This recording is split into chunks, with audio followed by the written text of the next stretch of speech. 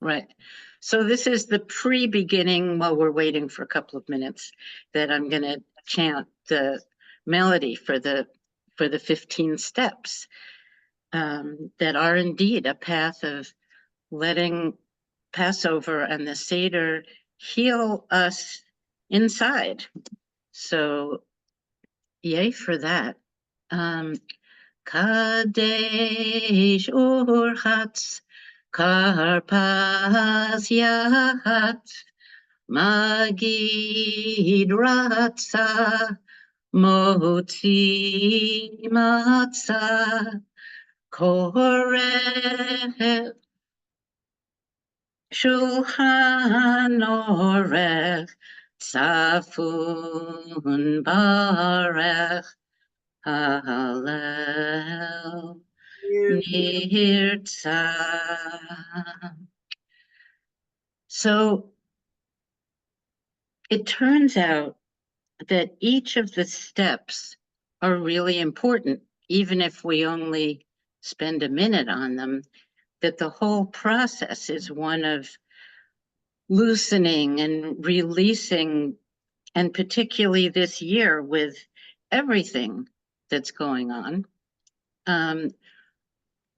we need help to release so that we can at least make use of our Seders.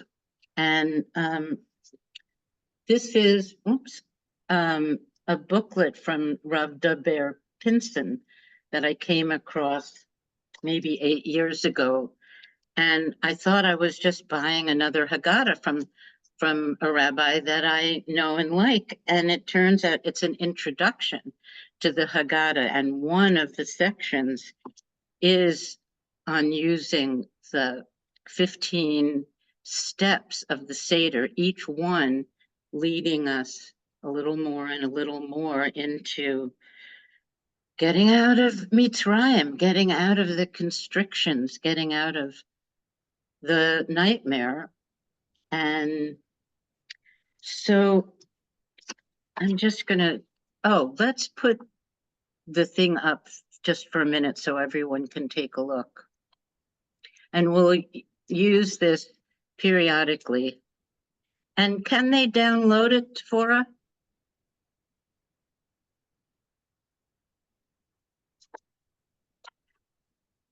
Anyway, I can put the whole document in. I don't know how to separate out the pages. Well, that's okay. If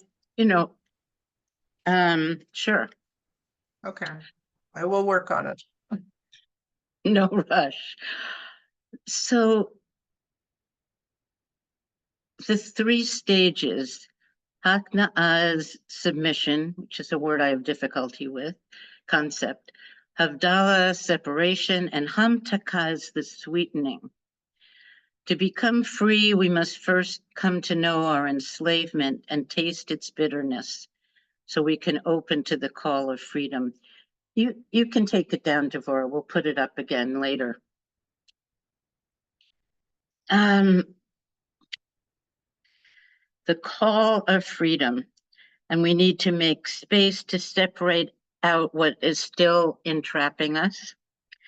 And then an integration of the past, sweetening the bitterness and converting negativity to the holiness that's just underneath. So if you get the sense, in fact, take one hand, either hand, and just rub off any constricting layer that's just like, I want this hand to be this hand of God, as we have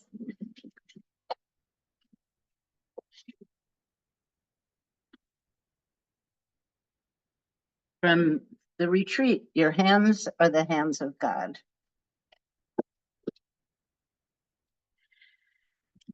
So the first stage is actually just before the Seder itself, in the Bedikat Hametz, the burning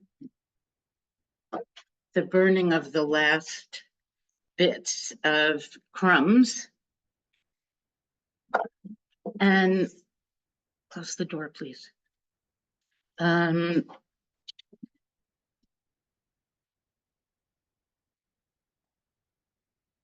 So the leaven that causes the dough to rise, which is what we can do. So I think I'll get less nervous as we go on and won't stumble around so much. And thank you for whoever smiles at me, because that's very helpful.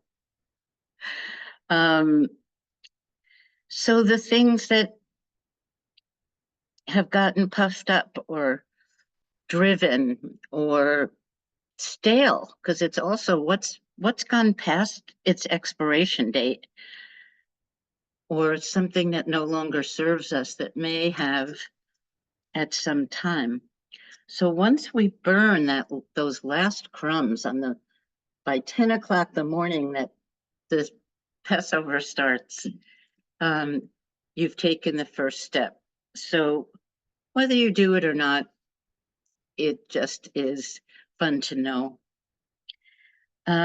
So let's do the melody again. Sing with me if you can. I wish we could all hear each other singing together, but Kadesh Urchatz Karpas Yachatz Magid Ratza Motzi Matzah Maharor Korech Shulchan Orech. And after dinner, Safun Barech Hallel Nirtzah. So am I too loud, too soft? Just give me okay. So our beginning, Kadesh, the first cup of wine, our beginning. And so taking a moment to imaginally hold a Kiddush cup, your Kiddush cup, any cup that you are going to use, and just feel that in that step of making the first blessing,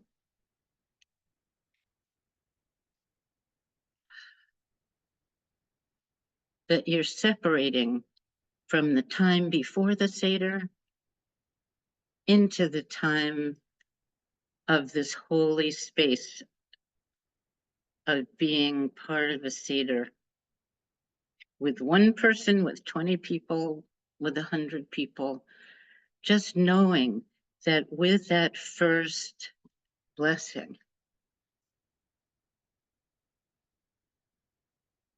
we're opening into new time and new space and letting go of the stale stuff, the puffed up stuff. Kadesh. Urchatz. So again, imagining that your person, yourself or another person, is pouring the cleansing waters into your hands.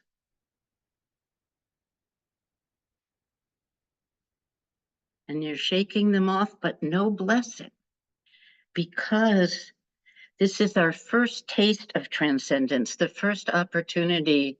We're no longer enslaved, so we can wash, but we're not ready to wash with a blessing. But shaking off, just taking a moment, shaking off whatever constrictions are ready to go, and knowing at your very own Seder, you can think of these and remember and let them be part of your Seder. So karpas, this is dill, and then we'll also have parsley.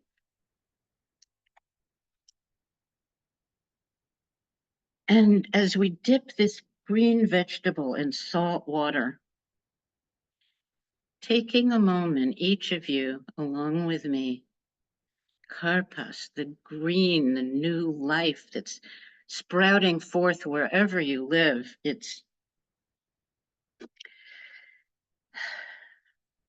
And the salt water can be our tears.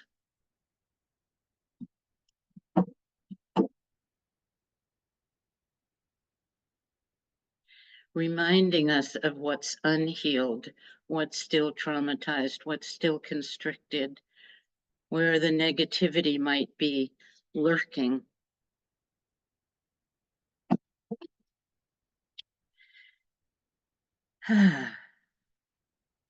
And as we eat the spring green and let that great aliveness come in, just enjoy it. Let yourself feel it now, even if you can't quite taste it, taking a moment to be renewed by the new spring green. And that new spring green color green. And adding some yellow for the daffodils and the forsythia. It's so bright, it's so new, it's so tender. So yachatz. I haven't opened any of the boxes, and I shall not until time to lay out the table. But imagine that you're holding the middle matzah, the matzah that you're going to break, and put the bigger piece into becoming the afikomen somewhere. And this afikomen, this piece of matzah, is going to be part of the telling. It's going to get healed of the negativity by being the afikomen, whether it's in an official afikomen bag or not. This bigger half of the middle matzah is really special. It's a very special moment as you get ready to crack and to feel the breaking. It's part of our own breakage and then healing. It's our fragmentation that we're holding. And then try this, just the moment of the crack, of the breaking, and putting in, we have our afikomen. So we hide the bigger half, and the hiding is actually a guarding of our fragmented parts. It listens to the story and observes the next steps. The afikomen gets healed and then gets found, already sweetened, and us being able to integrate more with this yachatz. And I just want to say a little something about 15, because it means something that there are 15 steps, just like there are 15 steps that the Levites walked up to the Holy Temple, 15 Psalms to be said as praise and thanksgiving. We mark each gateway, each step with blessings, holy actions, questions, and song. 15 is 7 plus 8, this world and the world to come. And 15 is also Yah, the source of breath, the breath of life. And just inviting an invitation to yourself to invite in that breath of life, the Yah that holds a place, though not spoken as a separate being, but 15 is very special. So we journey through each gate, inviting Hoda'ah, which I always learned was gratitude. But in addition to gratitude, it's also thanks and admiration and admission. Like, I admit that I've been awfully scared lately, but I can release that as part of the 15.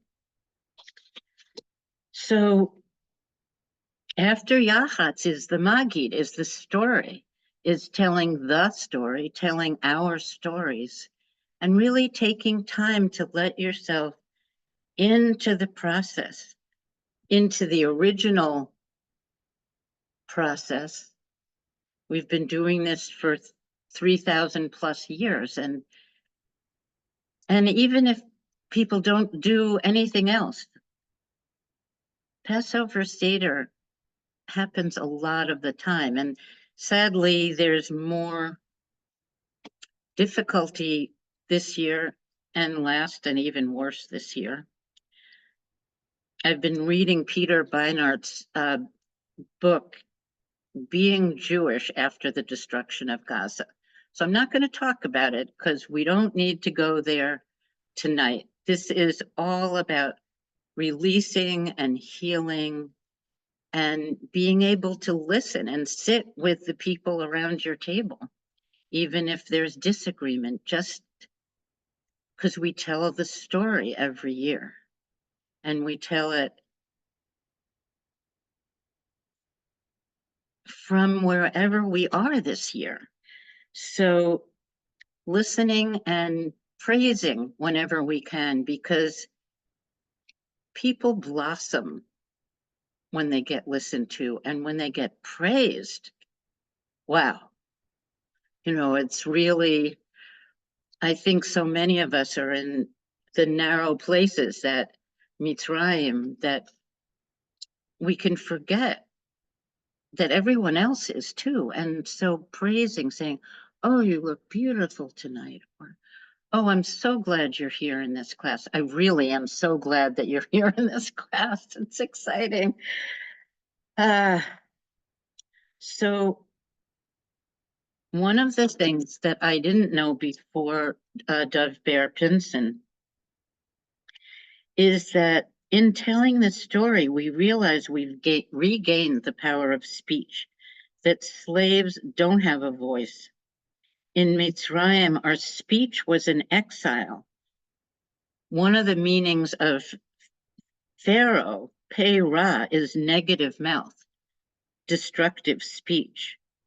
And during the Magid, that transforms from Pei Ra into Pesach, the mouth that can heal, the mouth that speaks.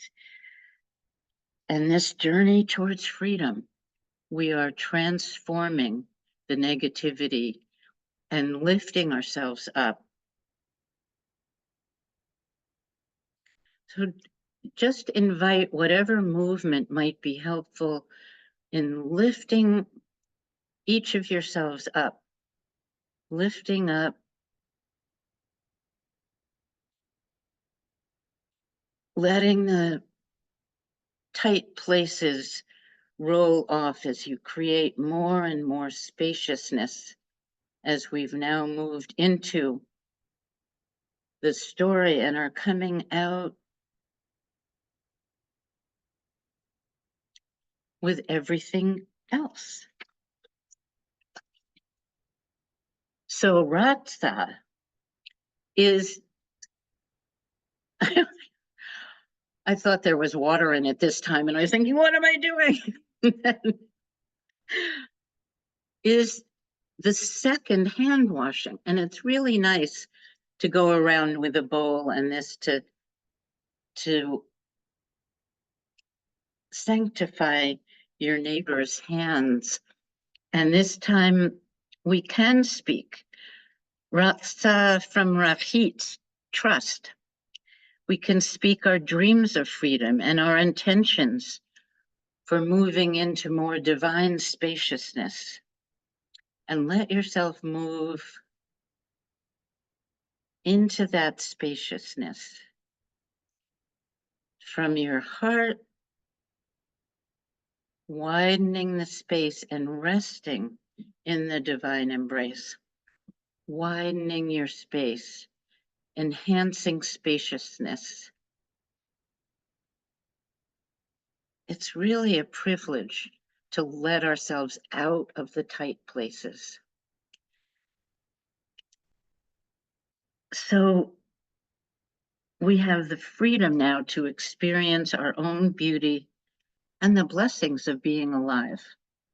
Like, we're here, we've made it through, and we're managing through and going to celebrate the slowly increasing spaciousness, hope. Can't let go of hope.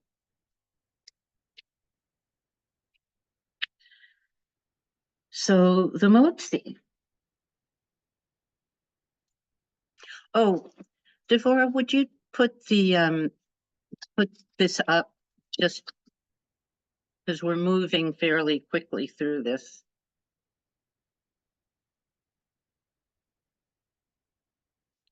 So if you scroll. I did, by the way, put it in the Yes, I chat so saw. everyone has Thank you. access to the, yeah. Thank you. Okay, here we are. So here we are. With the motzi, we say the blessing over lechem, over bread, and then immediately the blessing for matzah. And we're ready to internalize the bread of faith and healing.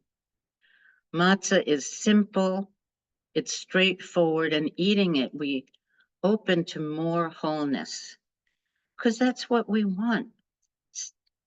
Seder is about liberating, about freeing, and in every way that we can do that. So matzah, the plain matzah that starts out as the bread of poverty, has become the bread of faith, has become the bread of healing. And that's a really nice thing to have. So maror, I think we can take it down for a thank you. Here's a nice piece of horseradish.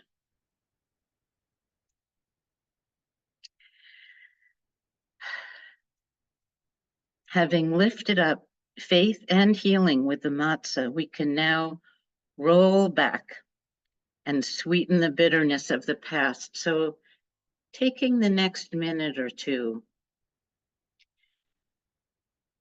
that each of us are here with the bitter herbs.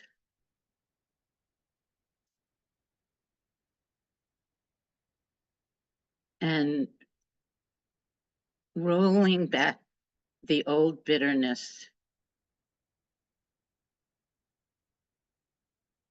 whether you need to roll it back a couple of years or however long,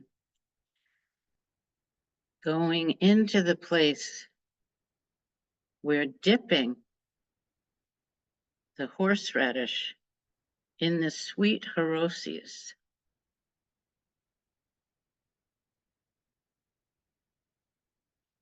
we're making progress, each of us. We're making progress to the out of the old bitterness. We can experience past negativity and constrictions from a wider place. This is so much of what this is about. In each of the steps, the more we can get to the spaciousness, to the wider embrace, and to being nurtured and supported by all that is available.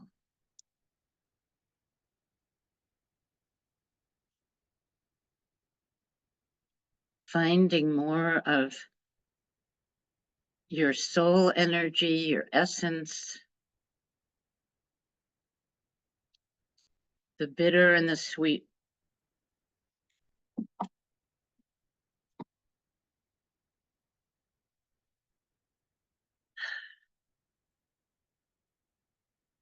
We can keep opening toward freedom, allowing divine light to shine in. And the sun has literally become a very positive and wonderful part. I mean, the sun was always necessary, but kind of dangerous. And the sun itself has shifted. So importing sunshine from somewhere where it's still light and calling the sun in, really inviting the direct sun through our crown, through the heart and lungs, a lot in the lungs and into the solar plexus, which especially loves sun, and into the pelvic bowl and the pelvic brain, which makes such a difference. It's not just gut feelings. There's a whole brain with the same amount of neural connectivity as this brain. So it's just a special opportunity. Bring in sunlight, bring in divine light, bring in moonlight if you'd like. I don't think it's fully dark, but the moon is coming towards full, and we get to be full with the moon on Saturday night.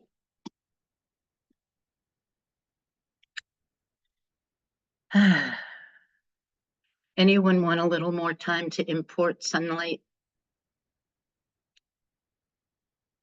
Okay, let's just keep importing sunlight.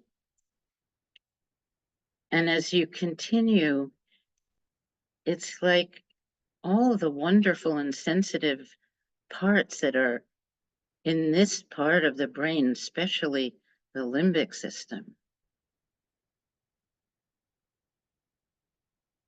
Feeling it warming and opening and feeling more love, more love, more light.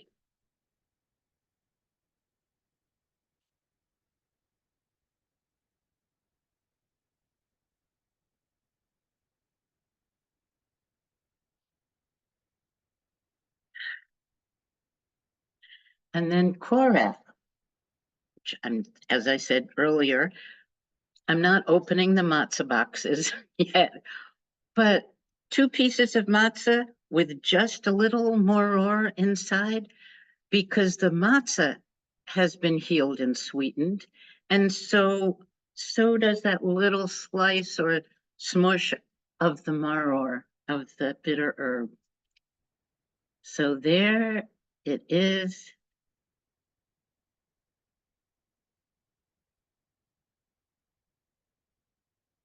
And taking a moment just to feel that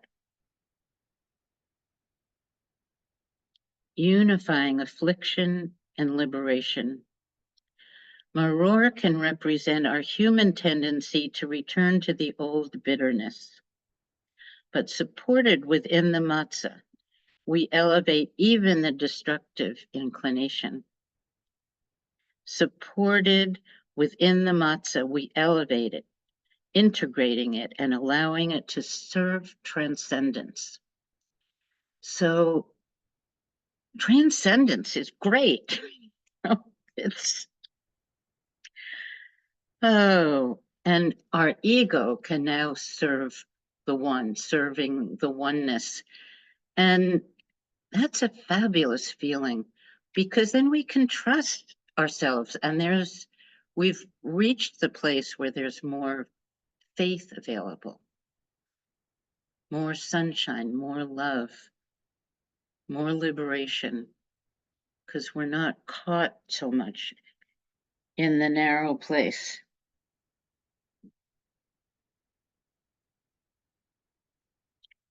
And whatever else happens or doesn't happen during your Seders,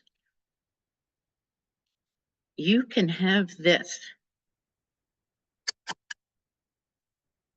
You can print a copy if you want. You can stick it into whatever Haggadah being used, and just kind of remember, oh, Korach, the Hillel sandwich. That's nice. I like Korach. I like Hillel. Just giving yourself more and more possibilities of freedom and expansiveness. So after Korach, what do we do next? We eat. So that is one of the 15. So besides that, we need to eat, and hopefully it will be really tasty and symbolic and all that cool stuff. Our table is prepared, both inner and outer. See, you can have a lot of fun at your Seder by just adding this.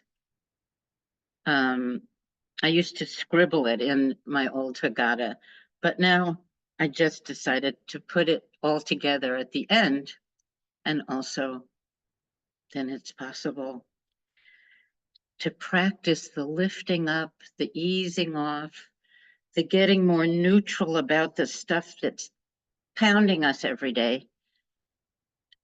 And just, I'm here, Hineni. I'm here in the spaciousness. And I can smile into my heart. I can smile into this head that runs around so much and say, oh, sweet one, dear one. As Rabbi Sheffa Gold says, pleasure is a doorway to the divine. So the idea to put pleasure, to put love in the center. And just imagine that that's more and more possible to do.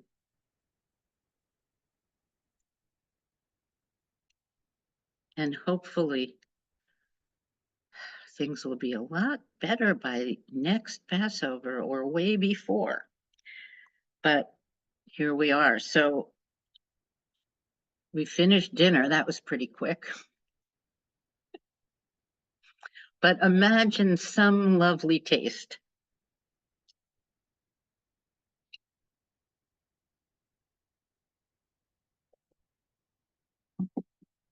And now we've come to the part of the Seder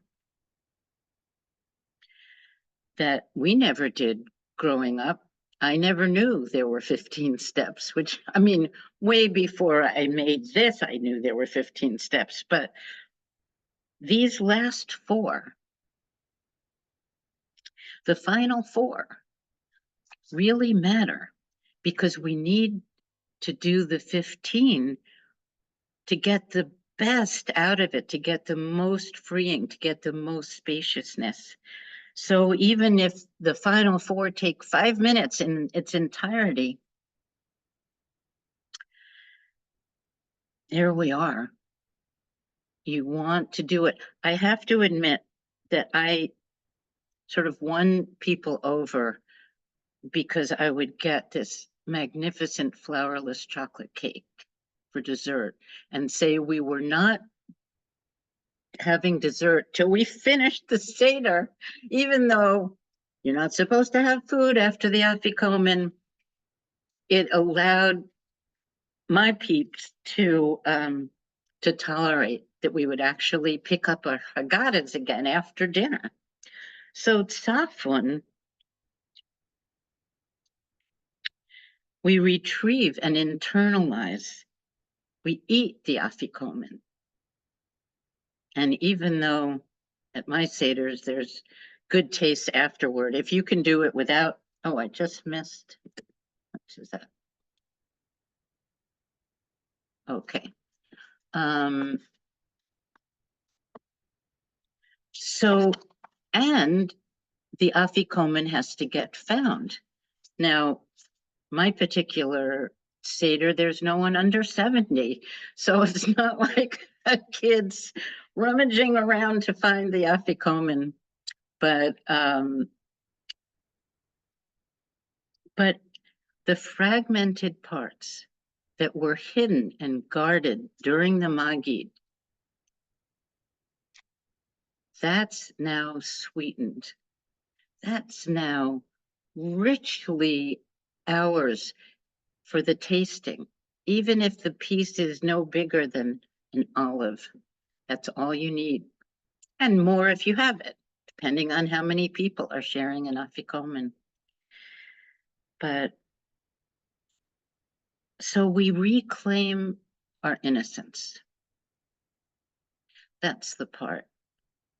Reclaiming our innocence, reclaiming our ability to be in awe and wonder. As Heschel talks so lovingly about awe and wonder. So taking a minute now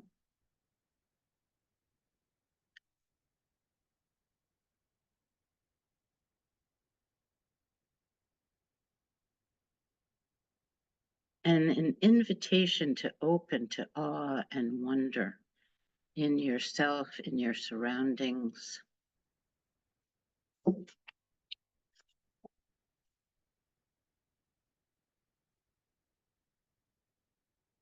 And I wasn't thinking of this, but there is a song that I love for every year at Pesach time. We eat the matzah and we drink the wine. We ask for questions one by one, but before the Seder's done, I'm gonna find it. I'm gonna find it. I'm gonna find it. I'm gonna find the afikomen. We eat harosis and we dip karpas. We tell the story of the Exodus. The bitter herbs, they make my eyes go crossed. But when I find the afikomen, I'm the boss. I'm gonna find it. I'm gonna find it. I'm gonna find it. I'm gonna find the afikomen.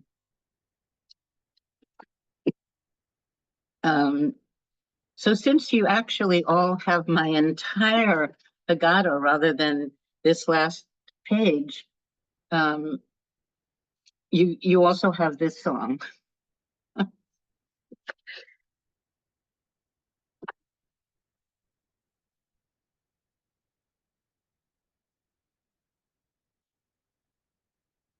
So we have completed the meal, technically, at least, and the Barach.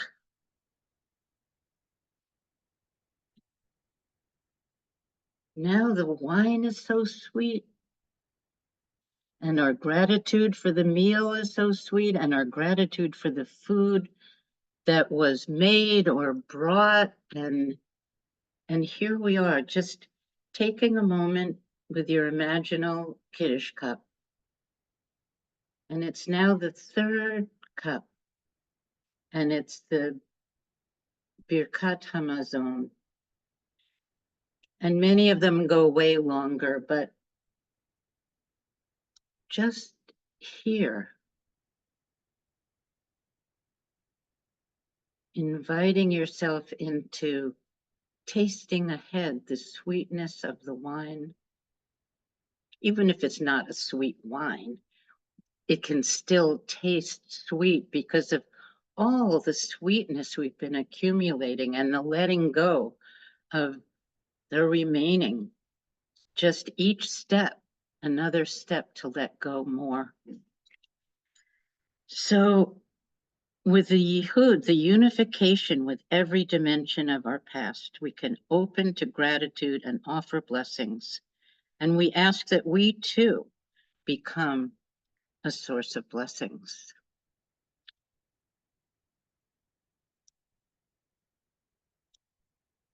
So I think most people know the Brich Rachmano, or one of the versions. So sing with me, if you will.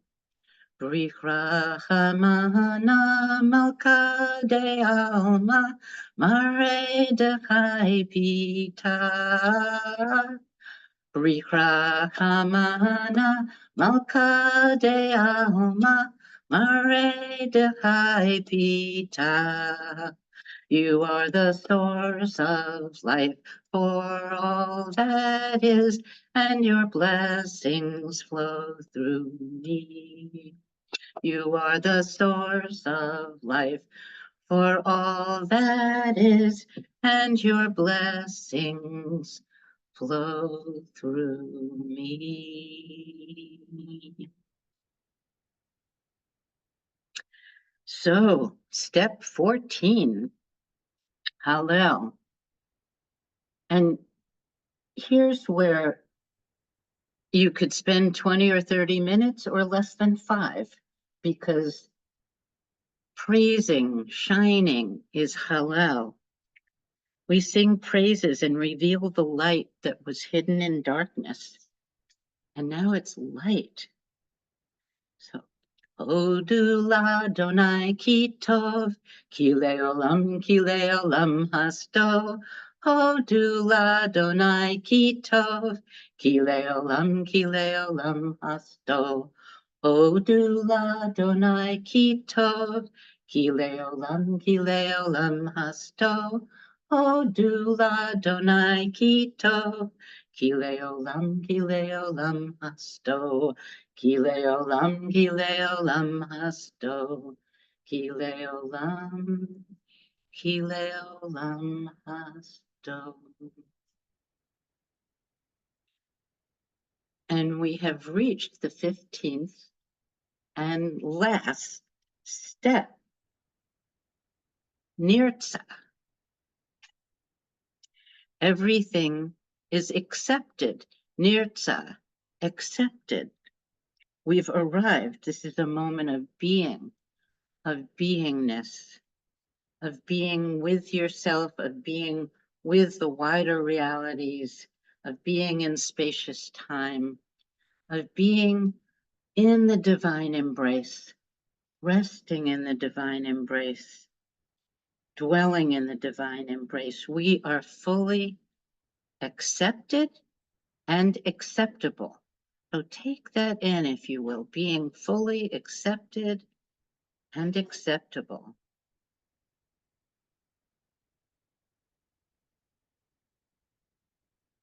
We have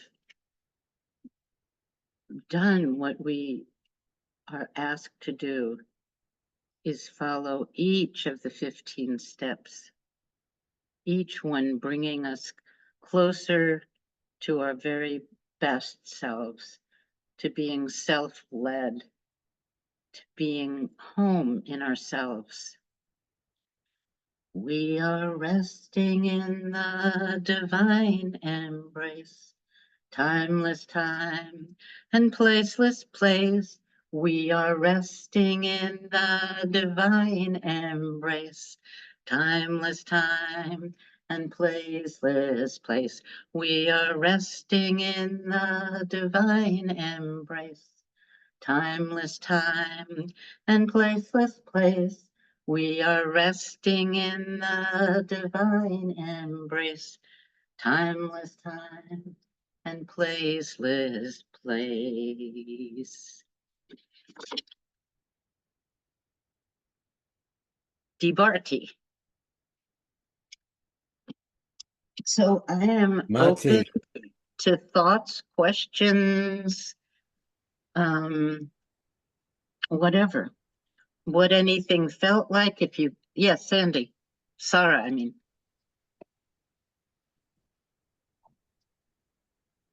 Thank you so much for doing this. I really wasn't feeling so enthusiastic. Boy, did you change my mood. I'm so glad. My friend. Just changed my mood. I'm glad. So you can do this. It really, we need that shifting. We need the shifting. So yes, Susan. How did the 15 steps get set and established in the way that they are, in the way that you just went through them, The way that they are in the Haggadah? How did that happen? I think it was very, very early, because the melody, the Babylonian melody that I began with, is over 3,000 years old, and they were doing that so they could remember, because they weren't writing. you know, it wasn't just like taking a scratch pad and saying, oh, put it on them. So I will look that up and I'll let somebody know or let you know, because I don't know, but I believe it is the oldest, and it's one of the oldest parts because they needed the mnemonic to remember. I was reading Torah, and the commentary I was reading was talking about that after the sacrifices ended, we now converted to sort of prayers, and Leviticus doesn't have things like mercy and, you know, Rahmanis in it. So now Yom Kippur is the most important holiday, but in Torah times it was Pesach. Right. Pesach and Sukkot, because Rosh Hashanah and Yom Kippur were the lead up to Sukkot, the all out. Yeah. Include everybody. And yeah. So, Devorah, did you have your hand up? Yeah, I just wanted to thank you for adding another layer to what all these things are. I've mostly spent Seders with family that wants to hurry up or talk, one or the other. And so I just go through it. Now, Yeah. this year I'm going to do something different, but some of this is very new to me and I appreciate it. Thank you. Oh, Thank you. you're welcome. I love playing with this. So, yes, Susan.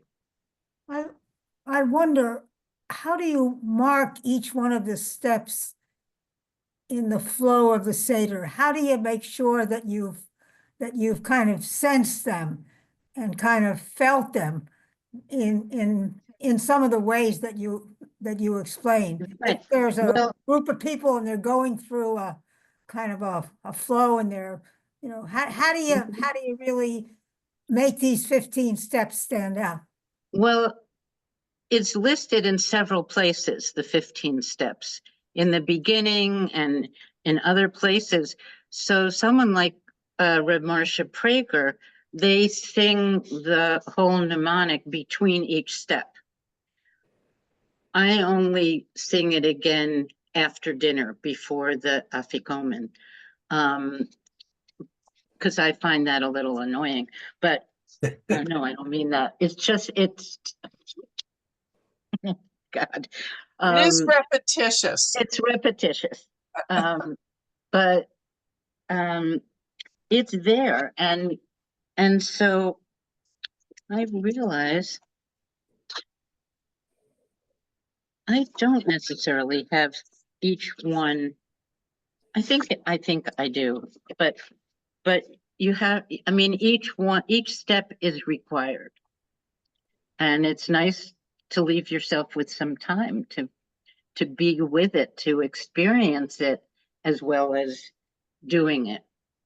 Like going around and washing each other's hands, which we get to do twice, is really nice, but it might be too long to do that for both. I mean, every Seder has its people. So Meira and then Didi.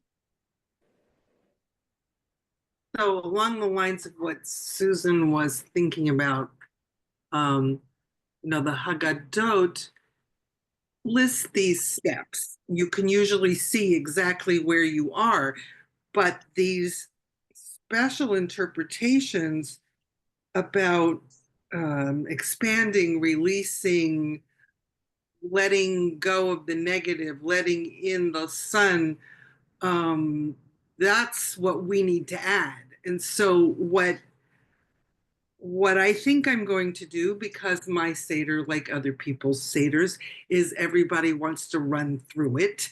I'm going to pick a few of them that are standouts, and I will just comment when we get to those parts.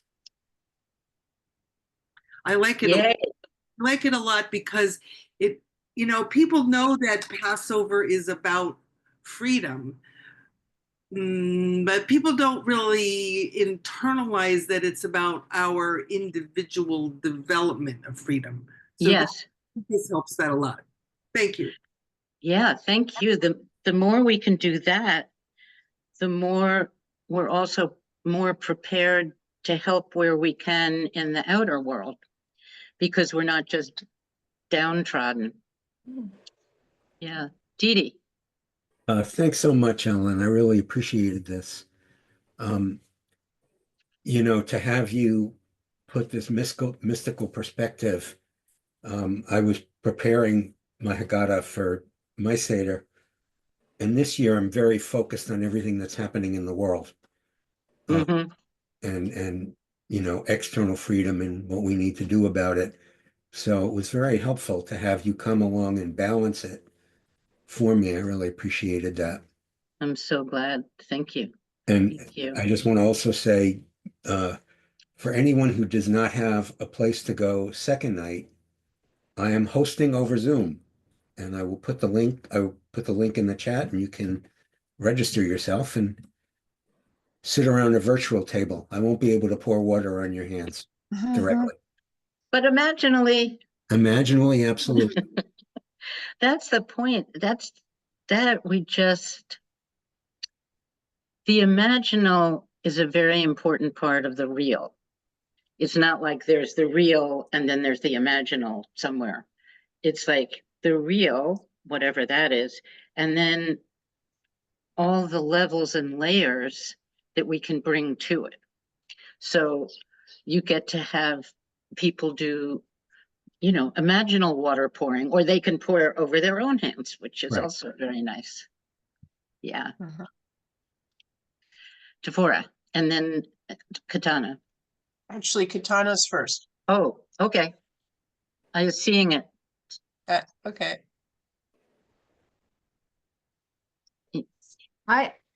First of all, I had never known that there were 15 steps in the Seder, so this in itself was kind of interesting. How far back does that go? Well, I'm guessing about 3,000 years. So that's from really original, yeah, Yeah, right. yeah. Okay. And the other thing that I just was interested in that 15th one, the whole idea about Nirtzach. And everything is accepted. Basically, the way it's discussed in the text about 15, it has to do with our being acceptable or being accepted. But I'm wondering if we turned it around and instead of being the object of acceptance, we were considering. My dog is just scratching like crazy. I'm just going to let her in. Sorry.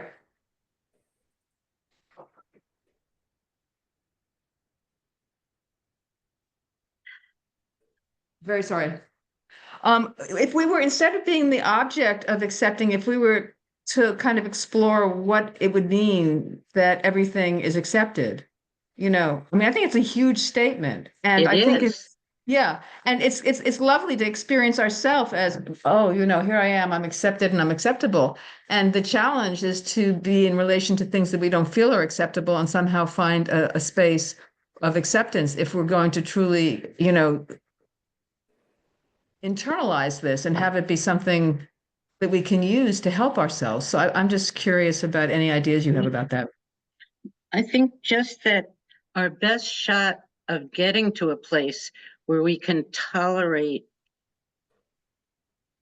not necessarily quite tolerate, but be more open to what's not acceptable to us. If we are feeling so loved and so held and supported and acceptable and accepted, I think we have a much better shot at then having that attitude on the outside towards other people, other things, remembering to include trees and rivers and all of that among what's acceptable and accepted. And we just have a better shot at it when you feel like so like resting in the divine embrace, it's easier to be more tolerant, or at least willing to listen, because listening is part of it in the Magi, the story. which gets to witness all the things, the four cups, the four children, there's so many things in fours that happen during the Magid. Yes, Meira. Oh, I'm sorry, I think Devorah's there. Devorah.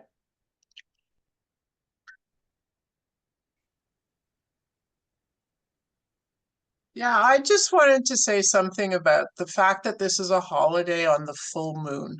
Mhm. And, I remember as a kid being in my aunt's house, I don't know, 40 people or something squished into the living room doing the Seder. And it was April and it was Stanley Cup playoffs. So half the people went downstairs afterwards to watch and I loved hockey, but I wouldn't go because this was more sacred. And I would always go out and walk on her street. There was a little crescent, a little circle, so it was safe, and look up at the sky and go, that's a full moon. Again, it's a full moon. Every year it was a full moon. And it took me a long time to hear that this is a holiday that, I was kind of getting the picture that it is a full moon, but there is something so powerful about that, even to just, first of all, because it's warm enough to go out. In Canada, that's important in April, but to be able to go out and just see this black sky with this huge moon, and it was it felt like I was just drawn to it, and it just, I reminisce every year, and it's been a lot of years, but it just feels so powerful. Wow, that's great. Yeah, and that we have 3 full moon holidays in a row, because Tu B'Shvat on the full moon, Right. Purim on the full moon, and then Pesach. And if it's one of the extra years, it's then the 4th full moon. That's right. And yeah, that's right. a lot of people don't think we have that kind of ritual that's connected with the earth and the seasons. And of course, 3 or 4 full moons in a row, Rosh Hashanah, the new moon. Yeah. Yeah. So tying the things that you've brought here tonight kind of tie in with that, kind of much more earth-based or spiritually based, rather than let's tell the story, eat the food, and drink the wine. Right. So Yeah, thank you. It all ties together. Yeah. And Meira. So Devorah, that was a great lead into what I wanted to ask, because the full moon is on the 15th of the month. And many of the important Jewish holidays are on the full moon. But I was going to say, what else has 15 as its significant number? Do you know other things in Judaism or in the Tanakh where 15 is the number? I'm very interested in the numerology of this. Yeah. Okay. Yud Hey Vav Hey is 15. I thought that was 26. Oh, yeah, I'm wrong. No, there's an important word that's 15. Wait a minute. Isn't it Yah? Is Yah 15, 5, and 10? Yeah, Yah is 15. Is Ahava 15? I think that's also 26. I think the Ahava and the Shema. Or they're both love or some, I don't remember. I just wondered if there's anything else we count as 15, if anybody knows of anything else. Well, in Hallel, the 15 Psalms that were originally each one for the 15 steps going up to the temple for the Levites. And it is 7 plus 8 in addition to many other commutations, but this world and the world to come is just super special in itself, as far as I'm concerned. It's like we get to hold both, which is part of this bigger energy. Oh, I'm glad you're lying down, Mary. I just looked it up. Yeah. And, I don't know what the source is, but it says in Kabbalah, 15, let me get the right wording, sorry. 15 always represents the elevation from physical to spiritual. Mm, And I didn't know that. fabulous. Sorry if I interrupted somebody. No, that was perfect because you gave us information that we needed in that exact moment. Mary has her hand up. Oh, Mary, I'm sorry, I didn't see. It's Yeah, blending I'm in. just wondering if you're feeling a little more relaxed. Oh, yes, ma'am. I really am. I have the energy of each of the steps that I was getting to do. And because I'm really familiar with it, it was easier for me to experience it. Like if it's a new practice, you need to do it a number of times before it's just there. And yeah. So anything else? Thank you for remembering.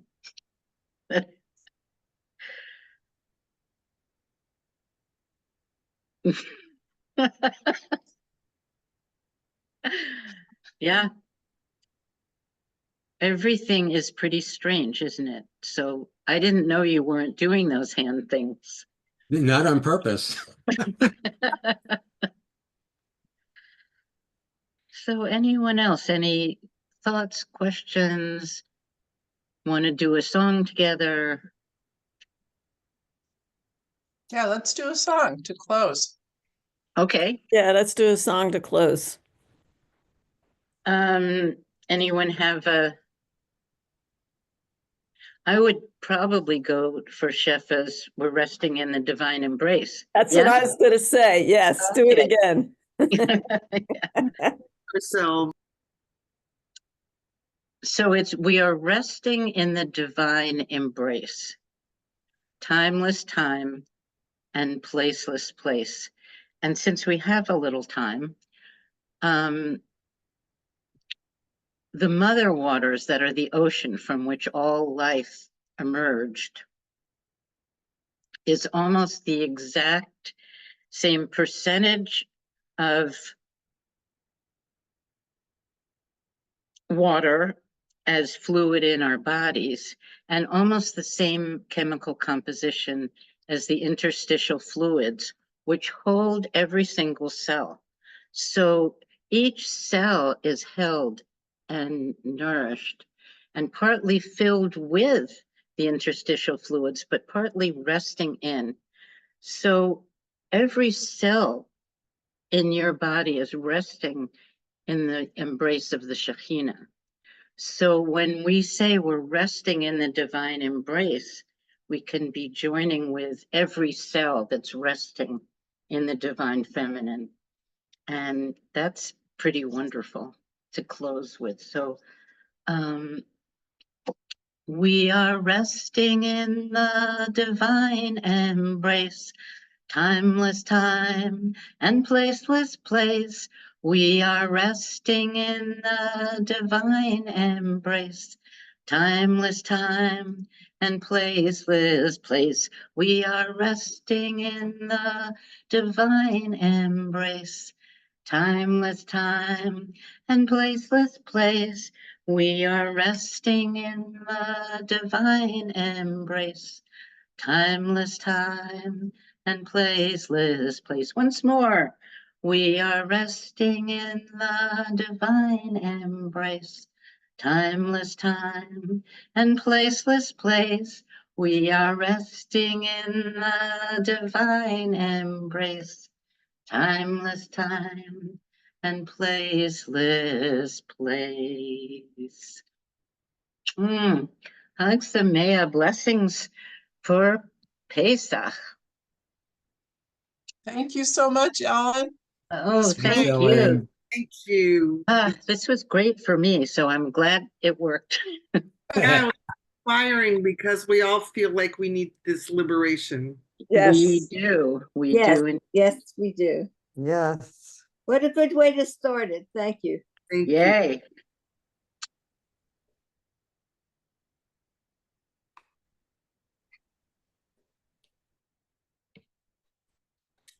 There you go. That's leave. Hey, Raquel.